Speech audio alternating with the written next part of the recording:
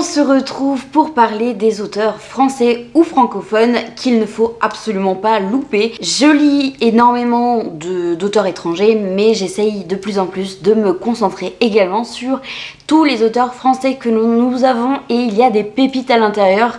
J'ai divisé cette vidéo en deux catégories, ceux qui ont fait leurs preuves puisque j'ai lu plusieurs livres d'eux, ou une saga entière, et de l'autre côté ceux où j'ai lu qu'un tome ou qu'un livre de cet auteur mais qui m'a donné très envie de découvrir le reste de leur bibliographie. Donc on va commencer d'abord par ceux où je suis sûre que dorénavant j'achèterai tous les livres qui vont paraître d'eux, et puis ceux où je vais en essayer un autre pour être sûre que je vais pouvoir les passer dans la première catégorie.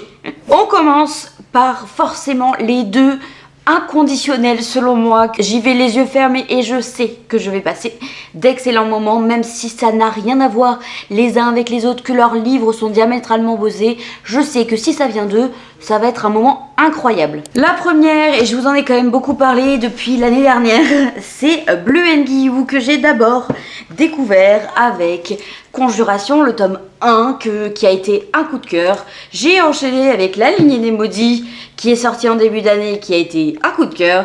Et je finis avec Conjuration tome 2, qui a été un énorme et gigantesque coup de cœur, qui est à ce jour ma meilleure lecture de 2025. À voir si elle se fait détrôner ou pas. On est ici sur deux ambiances complètement différentes. Dans celui-ci, c'est des intrigues politiques avec un duo de personnages qui tient en haleine tellement elles sont horribles. C'est des personnages gris, on ne s'ennuie jamais, il se passe toujours quelque chose, il y a une dynamique particulière. Bref, allez me lire Conjuration, c'est l'une des meilleures duologies de fantasy YA que j'ai lues. Donc allez-y. Franchement, vous n'allez pas le regretter. Et La Lignée des Maudits est peut-être un peu plus jeunesse comparé à Conjuration. Et ici, nous allons suivre Ava, qui est capable de voir les esprits. Et elle fait partie d'une famille qui se fait passer pour des médiums. Sauf qu'en fait, dans la réalité, la seule qui l'est, c'est elle. Et vu qu'elle ne veut pas être un gagne-pain, elle ne le dit à personne. Jusqu'au jour où un fantôme va apparaître, un fantôme assez important, qui va l'obliger à révéler ses capacités. Et j'avais vraiment aimé. Là, on parle plus de tout ce qui est relation familiale de nos valeurs et ce qu'on a envie de dégager, ce qu'on refuse, quelles sont nos limites. J'ai vraiment beaucoup aimé aussi celui-ci, qui est sorti lui chez Didier Jeunesse, alors que les deux autres sont sortis chez Naos, puisque Bleu Nguillou est également l'éditrice de la collection Naos, que j'aime d'amour. Donc vraiment, cette femme a tout. Dans mes valeurs sûres, d'ailleurs, je viens de me rendre compte que j'en ai une troisième, qui est vraiment mes trois valeurs sûres où je vais y aller les yeux fermés. J'ai également Chris Vulzivezik, alias Ada Vivalda, selon dans quel genre elle écrit, que j'ai d'abord découvert à travers Du thé pour les fantômes, qui est un récit extrêmement étrange où l'on va suivre deux sœurs à la mort de leur mère, qui est un peu sur le ton de l'humour mais qui cache une histoire extrêmement profonde autour de la famille et des secrets de famille. Je vous laisserai découvrir. C'est un récit un peu original, la plume est extrêmement bizarre, je pense que ça passe ou ça casse, mais je pense que c'est aussi que c'est un récit qu'il faut absolument découvrir. Et j'ai ensuite découvert Porcelaine sous les ruines, sous son nom Ada Vivalda, qui est en fait la même personne. Et ici nous sommes sur une romantécie très contemplative, et ça a été ma meilleure lecture de 2024. Donc cette autrice, c'est pareil, les yeux fermés, j'aime tout ce qu'elle propose, peu importe le genre dans lequel elle le propose. Et il y a un dernier titre d'elle qui est paru, qui est une dark fantasy. Pareil, j'ai très envie de le découvrir. Peut-être qu'au fur et à mesure, je vous ai mis les bibliographies des auteurs. Je vous ai mis ceux que j'ai déjà lus et ceux que je n'ai pas lus encore.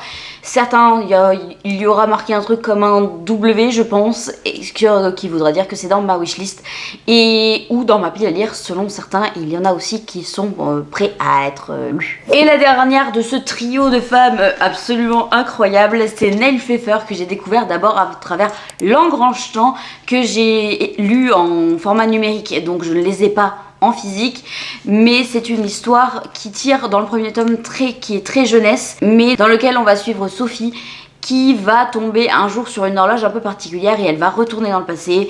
Et je vous laisse découvrir la suite, mais c'est vraiment une histoire enchanteresse où tous les personnages ont été personnifiés, même les objets, et je trouve ça tellement cool, j'ai tellement aimé. Le deuxième tome est beaucoup plus sombre et plus young adulte celui-ci, et ça m'a définitivement conquis. J'ai donc cette année pu recevoir en service presse Les Cités de Poussière, qui est un one-shot qui ici, on parle de Delia qui est une conservatrice dans une libraire et qui va être appelée à jour dans une maison pour la vider et elle va tomber sur un grimoire qui va bouleverser sa vie.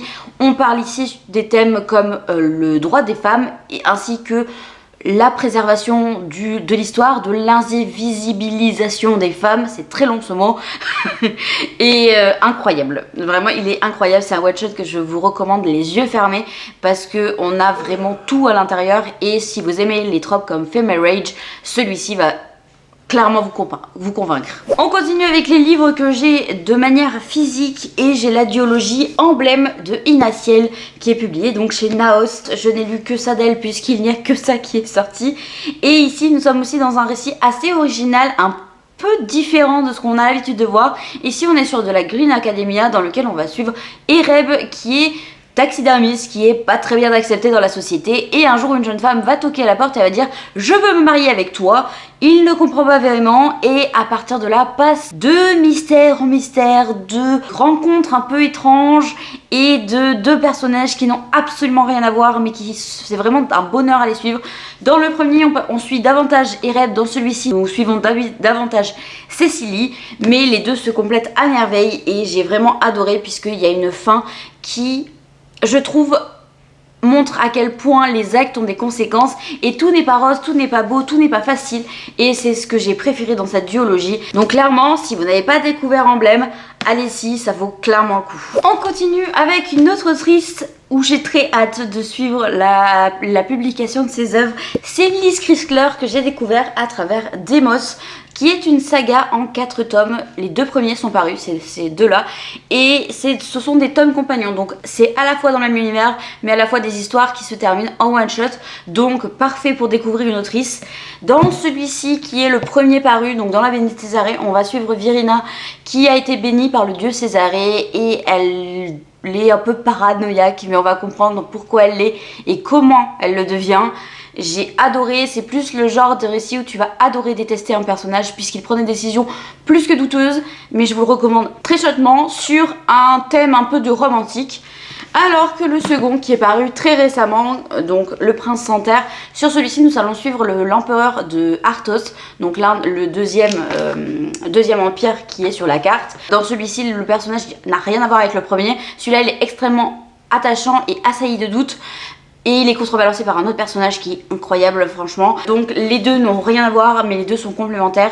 Et je vous invite à le découvrir. Si vous comptez lire la saga en entier, vaut mieux commencer par le premier, même si je pense qu'on peut les lire indépendamment les uns des autres. Dernière femme en valeur sûre, nous avons Christelle Dabos, que j'ai lu qu'en numérique. Donc je n'ai pas de format papier à vous montrer actuellement devant moi. Je l'ai lu il y a très longtemps, La Passe-Miroir, mais ça a été la révélation et c'est l'une des sagas qui m'a remise à la lecture.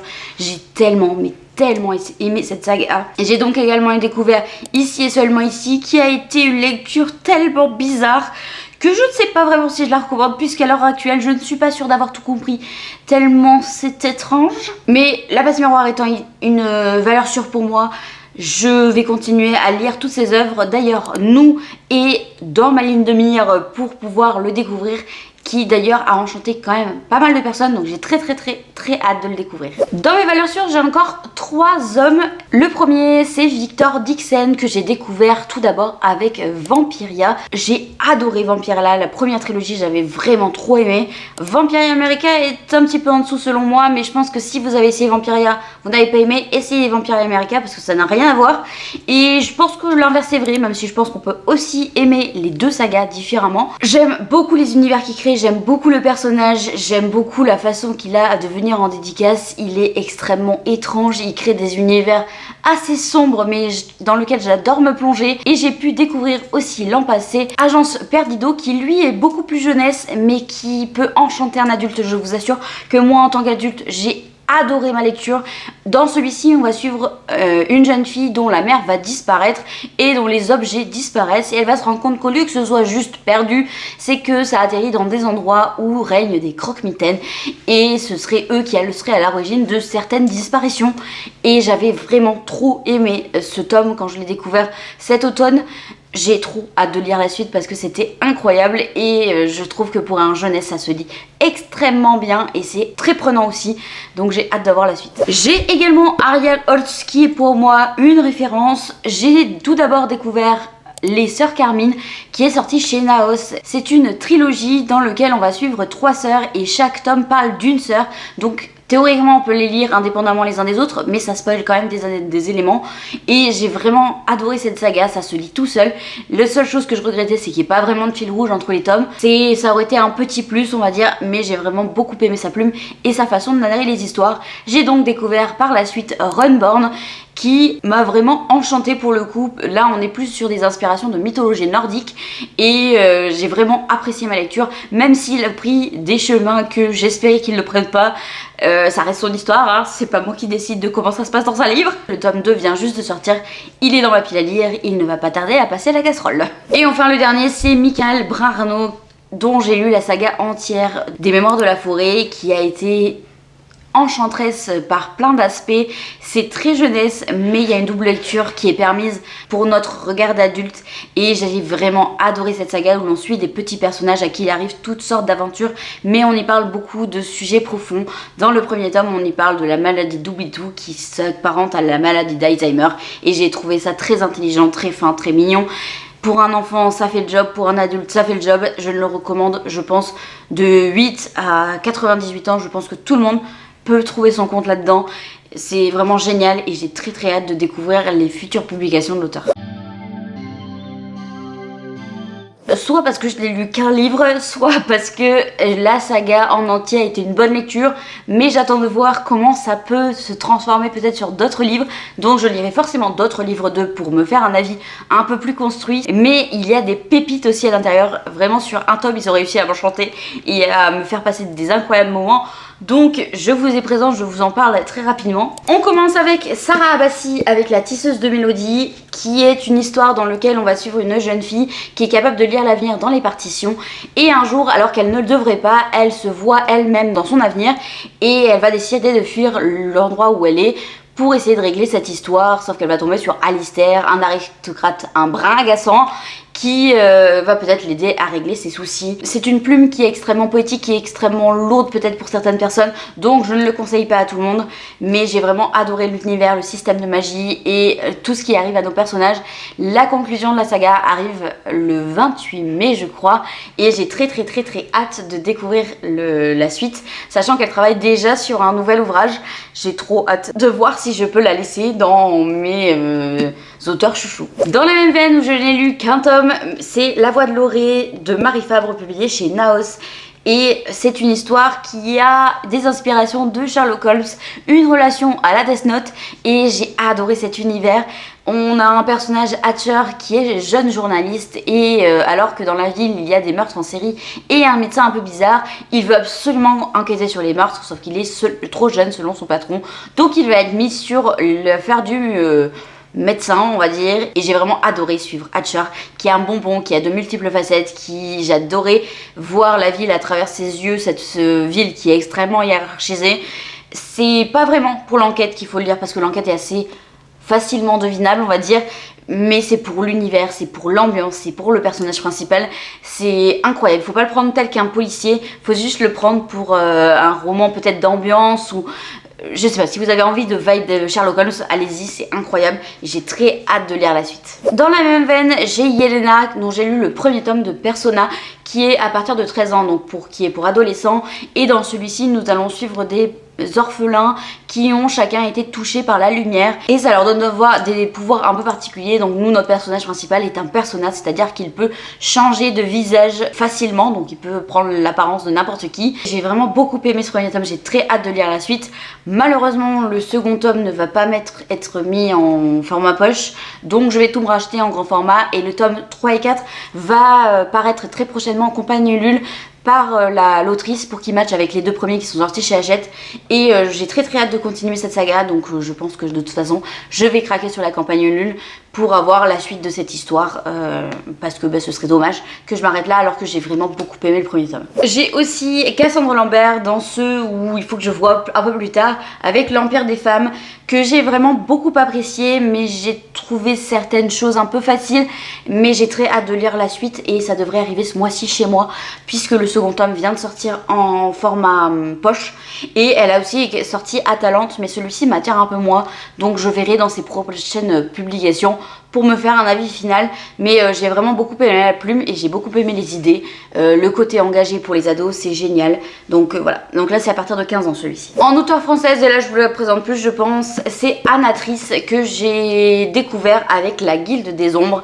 J'ai lu le tome 1.1 et 1.2 en format poche. Le 1.2 m'a dégoûté et a heurté ma sensibilité, ce qui fait que je n'ai pas encore continué, mais je pense que ça va être l'une de mes sagas chouchou. Au final, je laisse juste un peu le temps de reposer et de pouvoir reprendre cette saga sur de bonnes bases.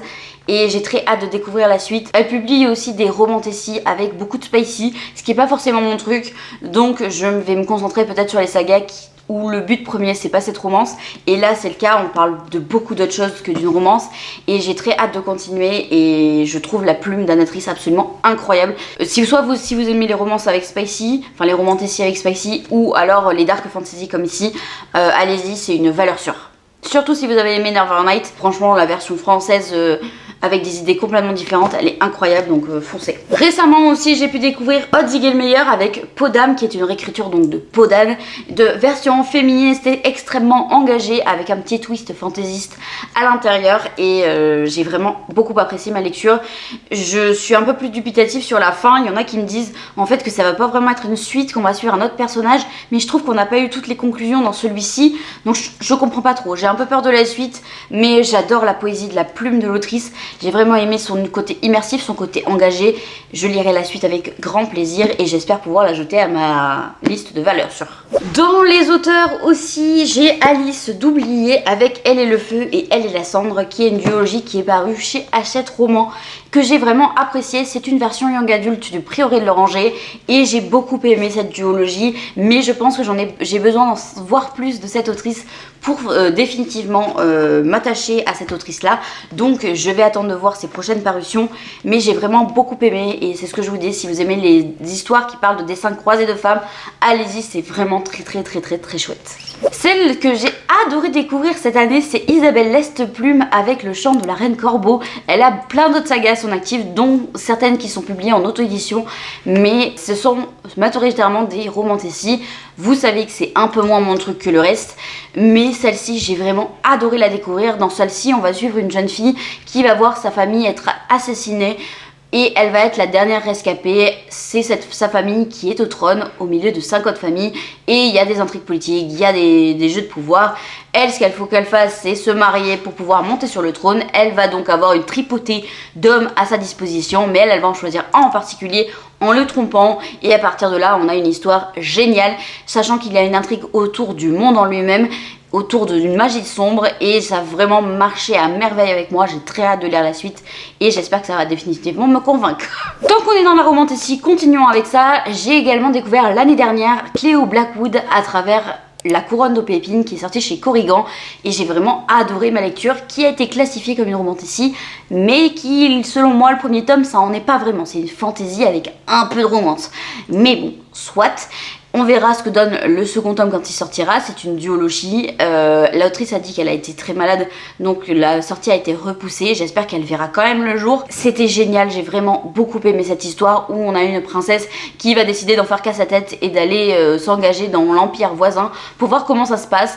Et j'ai vraiment beaucoup aimé cette héroïne, la tête brûlée, qui prend pas toujours les bonnes décisions. Ça a marché à merveille avec moi et j'ai très hâte de lire la suite. Dans les découvertes extrêmement récentes que j'ai eues, j'ai pu lire Les Silences de Mona de Nora Lake, publié chez Naos, que j'ai reçu en service presse, et j'ai adoré cette histoire. J'ai adoré la plume de Nora Lake, donc j'ai mis l'ensemble de sa bibliographie dans ma wishlist. Tellement j'ai aimé sa plume et tellement j'ai aimé ses idées. Elle publie majoritairement donc chez Naos et chez les éditions Hurlevent. Hurlevent, c'est plutôt côté historique. Ici c'est plutôt côté magie fantastique. Là on est clairement dans du fantastique. La magie est extrêmement peu présente dans cette histoire. Mais nous allons suivre donc Charlie qui va être interrogée par un psychiatre après la mort suspecte d'une des élèves, et on va comprendre son histoire, comment elle en est arrivée à faire des choses absolument impensables. Et j'ai vraiment trop aimé l'expérience de lecture, franchement ça vaut trop le coup. Si vous n'avez pas lu, allez-y, c'est incroyable. Et donc bah forcément j'ai mis tous ces livres dans ma wishlist, donc ça va sûrement finir par rentrer dans mes autrices chouchou, sachant que la personne, pour l'avoir rencontrée en réel, est absolument adorable, elle est hyper rigolote, j'aime beaucoup la personne qu'elle est, donc en plus ça rajoute un peu de charme à la chose. Pareil, dans mes découvertes extrêmement récentes, j'ai découvert Carina Rosenfeld avec La prophétie de l'ombre, qui est une histoire que j'ai vraiment adorée, où on va suivre deux personnages majoritairement, Ashaya qui a vu toute sa famille se faire décimer et donc elle va vouloir se venger, et le prince Zahir qui est le prince qui va récupérer le sceau familial après la mort de son père, et avec le sceau va arriver une prophétie qui risque de bouleverser son destin puisqu'elle dit que la lignée va s'arrêter avec lui, qu'elle est maudite. Et j'ai vraiment trop aimé cette lecture. Je sais que certaines se posent la question, la romance est subtile, elle va se construire, mais je pense pas que ce sera le cœur du récit. Bref, j'ai très hâte de découvrir d'autres livres de cette autrice, surtout que visiblement elle a une bibliographie très fournie. Je me suis pas encore penchée sur la question, mais je vais aller regarder ce qu'elle a proposé d'autre, puisqu'elle fait aussi beaucoup de jeunesse, et c'est vrai que c'est quelque chose que je lis moins, donc je vais regarder s'il y a d'autres livres young adultes écrits par cette autrice, vu que j'ai vraiment aimé sa façon de narrer les histoires, et alors l'univers de celui-ci est incroyable, donc on verra. Et on finit avec deux autrices dont j'ai lu les sagas en entier, mais ça n'a pas suffi à me convaincre pour savoir si ça valait vraiment le coup ou pas. Et il y en a une, je vais peut-être me faire taper sur les doigts, c'est Margot Dessen, donc avec sa saga L'Absolu qui a été publiée chez Big Bang. J'ai beaucoup aimé le premier tome, j'ai bien aimé le second tome, et le troisième en fait je pense que je m'étais essoufflée dans la chose, je pense que ça m'a lassée, il y a un truc qui n'a plus marché à un moment donné, et du coup j'ai fini un peu sur un goût amer, donc je ne sais pas. Je sais qu'elle travaille actuellement sur un nouveau livre, donc de toute façon je lui laisserai sa chance puisque j'ai beaucoup aimé toutes les idées qu'elle pouvait y mettre, j'ai beaucoup aimé sa façon de narrer les histoires, donc j'essaierai, mais je ne sais pas de quel côté penchera la balance, si ça sera Next ou si ça sera finalement ça reste dans mes autrices chouchou. Pareil avec Lila Mars, avec sa saga Perfect Match. Je sais qu'elle a sorti une nouvelle duologie dans le même univers. Je n'ai pas encore sauté le pas, puisque ça reste quand même... donc là c'est de la dystopie avec romance dans Perfect Match, où on est dans un monde où les relations amoureuses sont très codifiées, on passe en fait dans un algorithme, et si c'est au-dessus d'un certain pourcent on peut se marier, sinon vous devez vous séparer, et même on impose certains mariages. Ça pose beaucoup de questions sur la régie, la façon de régler l'amour, ça se pose des questions aussi sur les genres, la sexualité, j'ai vraiment beaucoup aimé cette duologie, mais c'est vrai que c'est pas forcément le genre de roman sur lequel je me dirige à la base, donc c'est pour ça que je ne suis pas allée lire la suite. Il faudrait que je le fasse franchement parce que ça m'a beaucoup plu le premier, donc autant que j'essaye la nouvelle duologie. On en a terminé ici, je vous ai montré, j'ai fait un panel quand même assez large de tous les auteurs français que j'ai découverts et qui ont su susciter un intérêt chez moi. Il y en a tellement d'autres que j'ai découverts et que je n'ai pas placé ici. Je verrai, peut-être que je ferai un update dans un an pour vous dire s'il y a des choses qui ont bougé, s'il y en a certains qui se sont rajoutés. Et puis je vous souhaite une excellente semaine. N'oubliez pas de me dire si vous avez des auteurs français chouchous que je n'ai peut-être pas découvert et qui mériteraient le coup d'œil de ma part. D'ailleurs, il y a peut-être des auteurs en auto-édition que je ne connais absolument pas et qui mériteraient le coup d'œil. Donc, n'hésitez surtout pas à me dire ça. Et puis, prenez soin de vous.